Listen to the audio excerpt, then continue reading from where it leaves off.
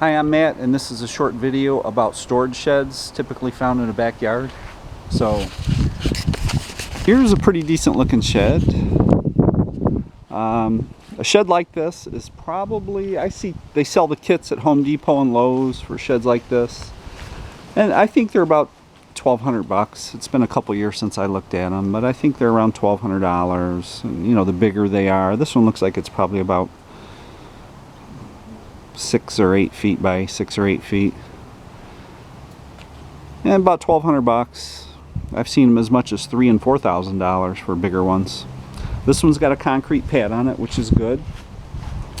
This is a T111 siding. This is OSB, the OSB version of the T111. I don't know if that has a different name or not than T111.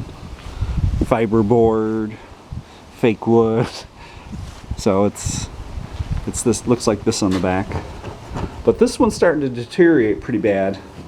And it's because the slab, it's got a nice concrete slab, but it's sitting right on the ground, and there's dirt. The dirt is high around the perimeter, so the dirt is higher here and in the back than the slab is. So every time it rains, the water runs off the roof, hits the dirt, and it runs toward the building, and it's rotting out the bottom of it.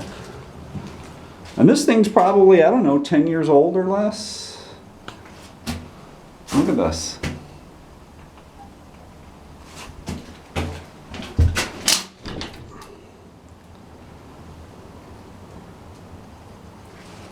So the lesson here is when you build one of these, you know, don't make the slab flush with the ground. You want any building, really, sitting up on a little hill so the water runs away from it. We built one like this a few years ago at my mom's house, and we did not buy the kit. We just bought the lumber and built it ourselves because we knew what to do. And we spent about $600 and something. So I think the kits are kind of overpriced. So we would have paid at least $1,000 for the kit, maybe $1,200. See that stuff piled up against it.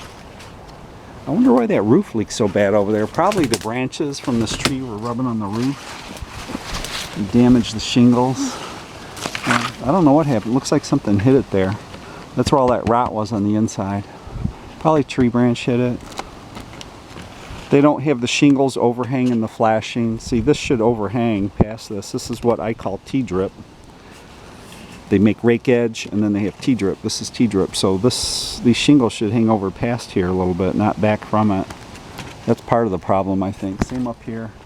So water hits here and then can run under the shingle. The shingle should have been hanging over.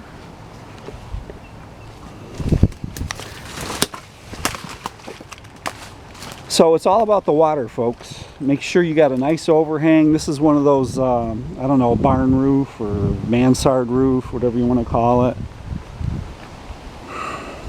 When we built ours, we did it like a gable in the front and the back with a nice overhang all the way around. An overhang is great on a house